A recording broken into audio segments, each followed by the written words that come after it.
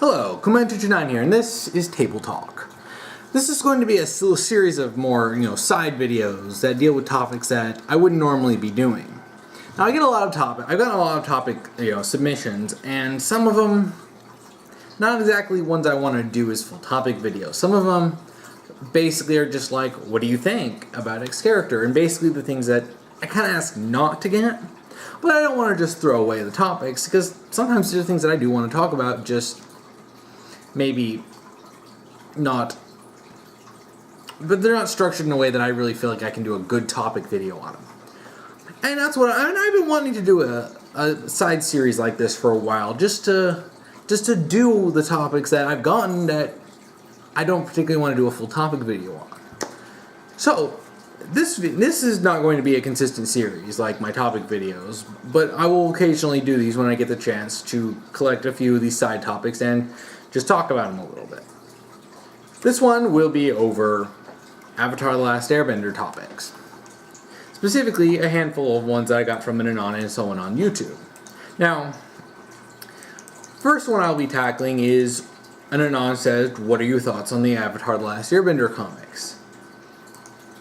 And the one I got a while ago from commented on my Azula video from YouTube user TigerEye1283 is, can you talk about why the comics suck? I mentioned the comics like The Promise, The Search, The Rift, Smoke and Shadow, yada yada, in my Azula video. And I didn't really talk about them so much, mainly because I've only ever read The Promise. I hated The Promise so much, I refused to read any other ones. Also doesn't help the fact that Brian and Mike kind of wrote all of them. Now, that Gene Yang guy seems to be there, but you can tell the apparent influence from Bryke on this. I kind of feel like he's just there just to be there, to say, oh, well, Gene Yang wrote the script. But really, you can just tell that Bryke wrote these. The Promise was... I was actually looking forward to The Promise because, oh, awesome, a new Avatar story. Of course, I wasn't really thinking, oh, Brian and Mike are writing this. No, and if I remember correctly, at the time, I don't believe we had really, I don't know if Legend of Korra had even started. But regardless, I really wanted to read it and was immensely disappointed by how awful it was. What really pisses me off about The Promise, and I'll sum it up in a few points, is that it basically takes all of Zuko's characterization and just gets rid of all of it. All 3 seasons of build-up for his character gone. He starts being a war-crazy, like a control-crazy warlord. Why? Because he's apparently been listening to Ozai. So yeah, hey, you remember that ending in Avatar: The Last Airbender at the end of Sozin's Comet Part 4 where Zuko goes to confront Ozai over the location of Ursa? Oh yeah, this is a direct continuation of that. Not only ruining the dramatic Katang kiss, but also ruining the fact that that Zuko basically turns into a total wuss and basically listens to everything Ozai says.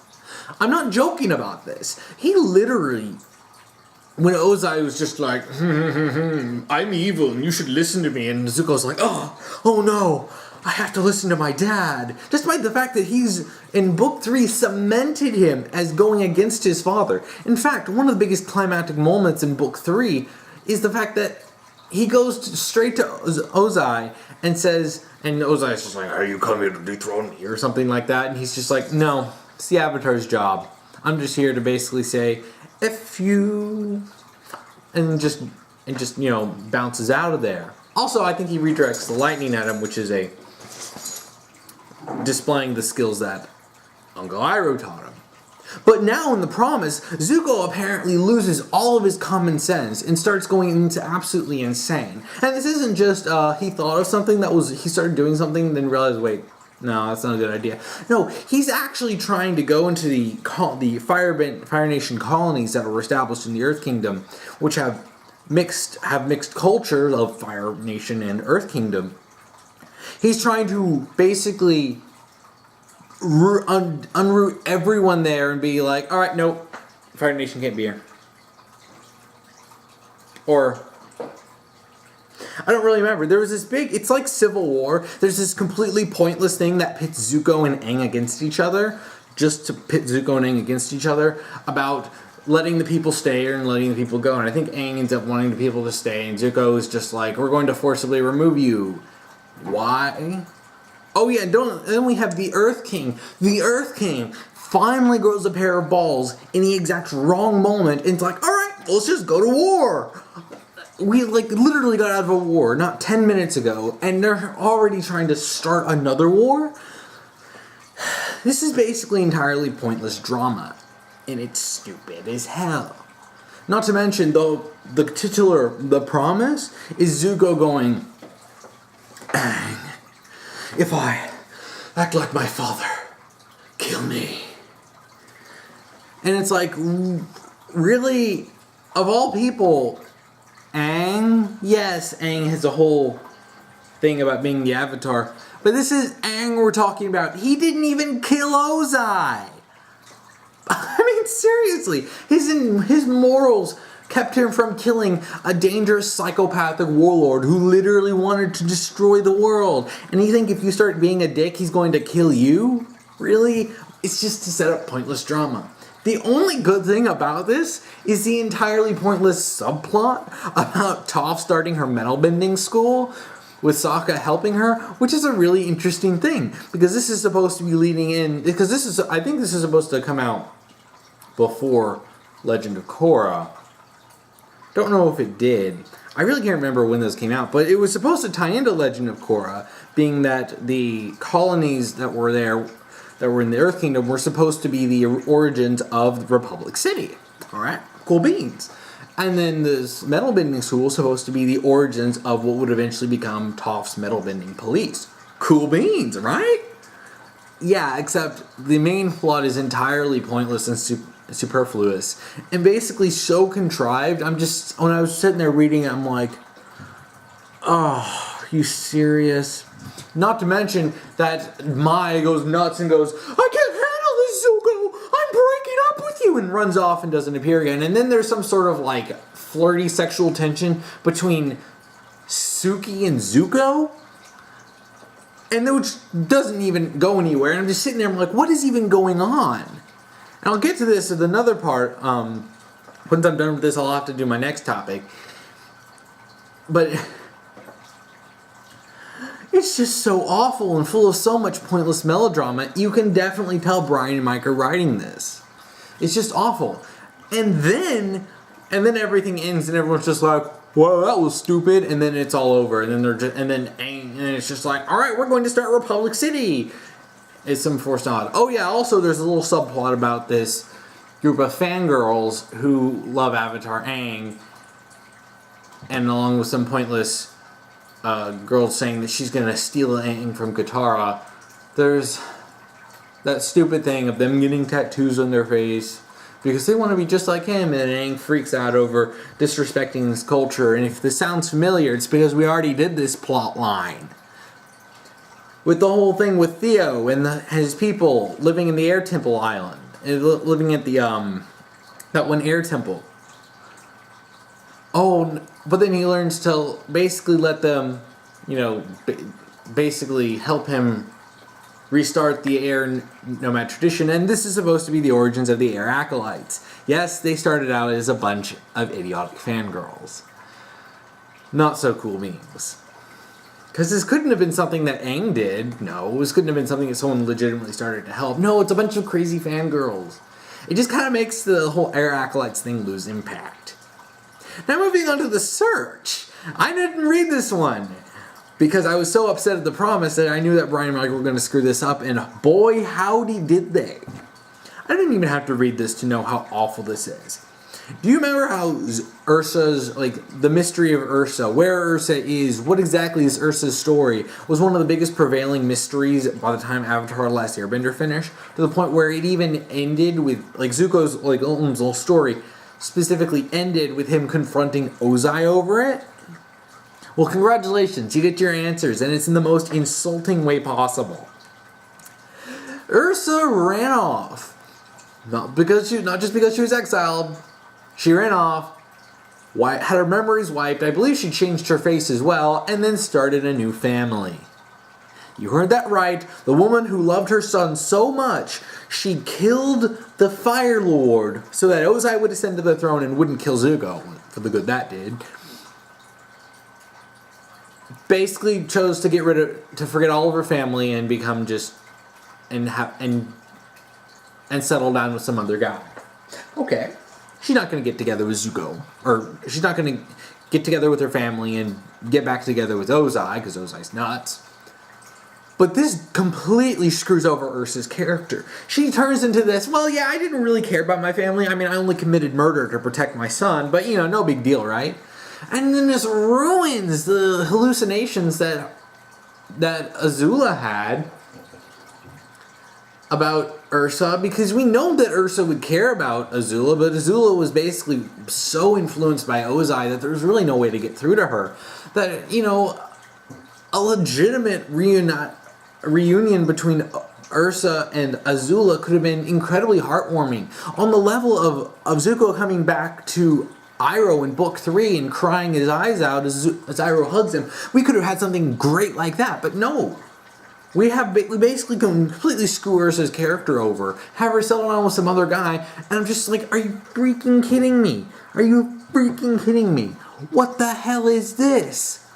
Seriously, it's like Brian and Mike were sitting there and I'm like, everyone wants to know what one of the most prevailing mysteries that was started in Avatar: The Last Airbender. This pisses me off so much. Let's just give them an answer, a real big F you. And that's what this feels like.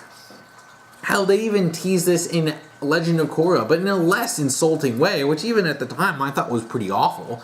When Jinora goes up and wants to ask about, whatever happened to Zuko's mother. And then Katara's just like, oh, that's a great story. And then Ikki interrupts it, really pissing everyone off. But then again, why wouldn't they know this if this is something that already happened? Oh yeah, that's right, because they hadn't done it in that story yet. It's so awful.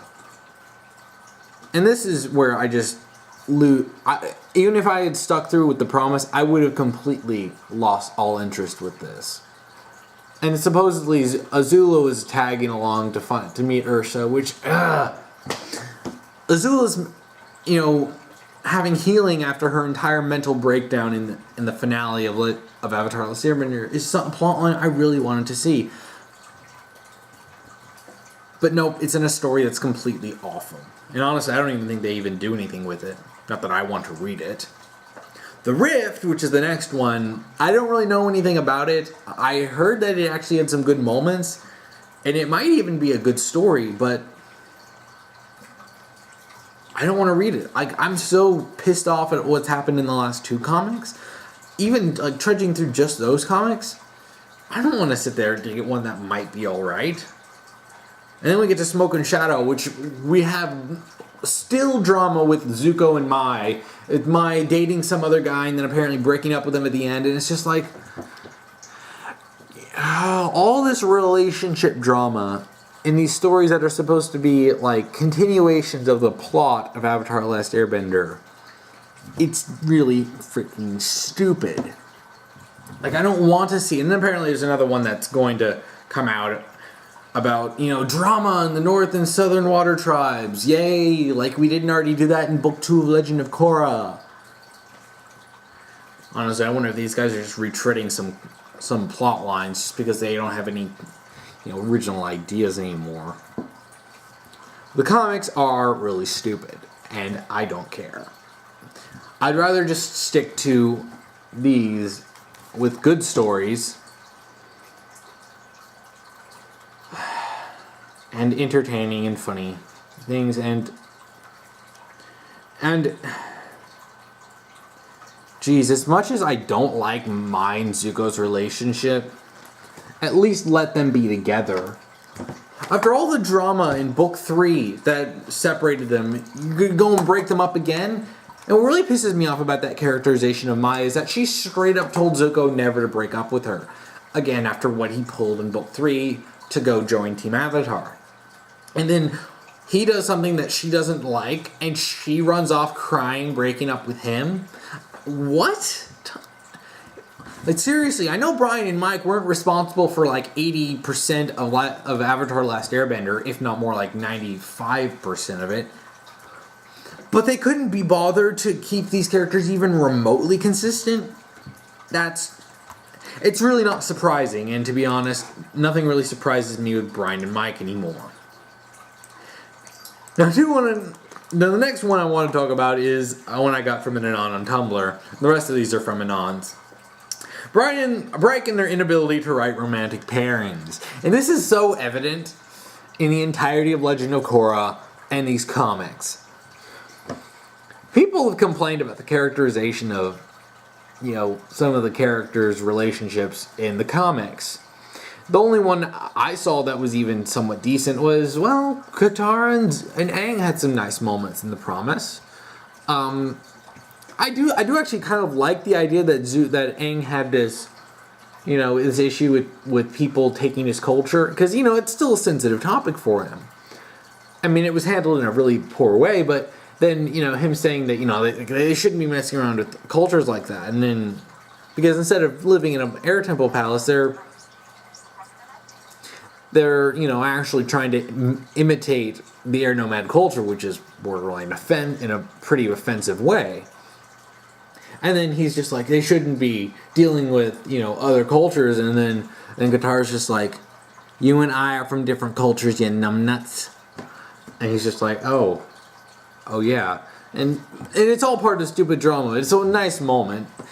But really, a lot of this, it's like, we don't get much word on Sokka and Suki's relationship, which they were happily together by the end of Avatar: The Last Airbender.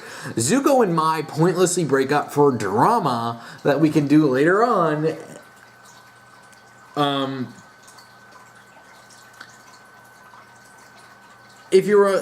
So don't even get me started on the actual Legend of Korra. I mean, it's like, really, we don't even get much word on Sokka and Suki's relationship. I mean, outside of, there was a comic that I got on Free Comic Book Day a couple years ago, I think, where we actually showed them being really adorable together, which is great. Not that we get a word of that in Legend of Korra. I mean, as bad as the comics are, Legend of Korra is 100 times worse. And just the sheer inability, even Book 1. Book 1 is the absolute best season of Legend of Korra. And that's what we have, the Makora drama and the stupid love triangle between, it's a love shape, I think people called it. Korra likes Mako likes Asami, also ends up liking Korra. Bolin likes Korra too. And then there's this big mess, and instead of working together, there's a lot of bickering and arguing. That wouldn't be out of place in a really, really crappy teen drama show. And that's what Legend of Korra was reduced to in a lot of ways. Everything from Bolin and Esku's relationship. Freaking Bolin and Opal. And a lot of people can tell that Opal she looks shockingly like Korra, for especially being an earthbender. But she looks a lot like Korra, and even has the same hairstyle that Korra gets in Book 4. And it's really apparent that she's supposed to be like some sort of knockoff Korra, so that Bolin can get with some sort of version of Korra, really. And then she went completely nuts in Book 4, which doesn't surprise me at all. She's related to Su Yin. They showed Tenzin and Lin together in a backstory for Book 1 just to justify Makora. It's like, they had these two wonderful relationships in Book 1, Bora and Masami. You didn't even have to hit some big, climactic get-together. You just have those be together, and then you write out the story. But they couldn't even do that. Honestly, I'm actually at this point wondering if Brian and Mike actually stole the scripts for the first 4 episodes, because there's such a stark contrast in the writing of the first 4 episodes of Legend of Korra and literally every other episode in the series. The relationships were actually nicely built up. Korra's crush on Mako, understandable given her sheltered nature. Bolin's crush on Korra. Mako and Asami getting together, alright. Then everything goes to crap. And I am honestly convinced Brian and Mike did not write this. Because they showed no comprehension for this being together. And if they really wanted Makora to get together so badly, you should have just had them get together and write that relationship rather than derailing two really great relationships. And they don't even get me started on the crap that is Bolin and Eska's a highly abusive relationship, where Bolin was basically turned into a whipping boy for Eska. Or the fact that they have Bolin and Ginger for some reason, because God forbid we have Korra and Bolin even be friends. And what's his name, Varric and Zuli, which I really wanted to ship when they were introduced in book 2. They really kind of had the makings of a Tony Stark Pepper Potts dynamic. But he turned out to be a completely selfish a-hole with little to no redeeming qualities outside of occasionally spouting a few funny lines, and Zugli literally had no personality. Brian and Mike are incapable of writing romance, and it's abundantly clear within the comics and Legend of Korra that these guys don't know how to write a romance. The fact that they thought it was normal for a guy to be cheating on his girlfriend and making out with other girls, it says an awful lot about how Brian and Mike think. And the fact that they were just like, oh, well, he's just a teenage boy, it's what they do. It's like, well, are you serious? You actually think it's normal for a guy to cheat on his girlfriend and that's just what boys do? No one says that. They're literally the only people I've ever heard say that, and that's incredibly disturbing. I really don't want to know what their love life has been like and all the crap they've pulled if this is what they think is okay. It's frankly disturbing and just so unfun to see, to read or to watch. These kind of relationship dramas are the bottom of the barrel in terms of writing, and the worst thing you could possibly do. It's just, it pisses me off, because Avatar: The Last Airbender had such great romances. Okay, in all honesty, I don't even like most of the canon romances in Avatar: The Last Airbender. The only one I like is Sokka and Suki. I'm not even kidding. Aang and Katara? I thought that relationship was boring as hell, predictable and cliche. You know what? It was really well written. It was established from the beginning, the very beginning of the first episode, where Aang's obvious crush on Katara. Build up throughout all 3 seasons, including several kisses. And sure, yeah, they played a will there, won't they? But ultimately, you knew what was going to happen. They got together, and it didn't feel forced or contrived. I support Katang simply because it's well written. A little bit less so, but still in the same verse for Mai and Zuko. Mai and Zuko was really kind of out of nowhere. In book 3, it was just, they're together after the time skip. And while they're okay, I really don't feel like they're all that great for each other. But they're written in a way that's non-offensive. And it says an awful lot about how good the writing of Avatar: The Last Airbender is, that these two relationships, which normally I wouldn't be able to stand, I'm actually supporting, simply because of how well they're written. I mean, in all honesty, I ship Aang with Onji from the headband, and I ship Zuko with Jin from the Tales of Ba Sing Se, the Earth Kingdom girl who Zuko went on a date with. I honestly really like their relationships a lot more than the canon ones they got. I mean, well, I would if those aren't going to get together, I would at the very least want them to be well written. And all the other writers of Avatar: The Last Airbender really pulled through on that. Obviously, Brian and Mike didn't learn anything from working with them, and just thought, yeah, you know what? What they did, it's stupid. We're going to do our own thing. Because Brian and Mike have egos the size of the sun. Each. It's awful. Now, the third topic is your least favorite characters in Avatar: The Last Airbender. This I thought was an interesting one to talk about. Because there really aren't any characters that I hate. Even Zhao. Zhao was an effective villain for what he was. For what he was. Sure, he wasn't super complex, but he had backstory. He had the student-teacher relationship with Zhang, and then he was built up throughout book 1, ultimately leading the siege in the north, and then dying because his pride didn't allow him to accept help from Zuko. an interesting character in his own right. I actually can't really think of any characters in Avatar: The Last Airbender that I hate. There are none of them. They're just ones that I don't like as much. But since this says least favorites, I think I should put out my least favorites. To be perfectly honest, I think Mai is a boring character. I really never particularly cared for her. And this isn't really something I thought about until I rewatched Avatar: The Last Airbender a few years ago. Like after I watched Book 1 of Legend of Korra and basically realized just how awful it was, I had to go back and rewatch Avatar: The Last Airbender, which was therapeutic. And I got to see a lot of things that I hadn't quite seen before when I was a kid. But one of the things I thought about was, man, Mai isn't a bad character by any stretch of the imagination. She has her own personality. She has her own story. She has her relationship with Zuko, and her relationship with her little brother, and her strained relationship with her family. She's still like I said, just even things that I normally wouldn't be able to stand. The writers made it bearable at the very least. But yeah, even compared to other side characters, like the one lady with the mole rat bear or whatever. I think she was like voiced by Jennifer Hale or something.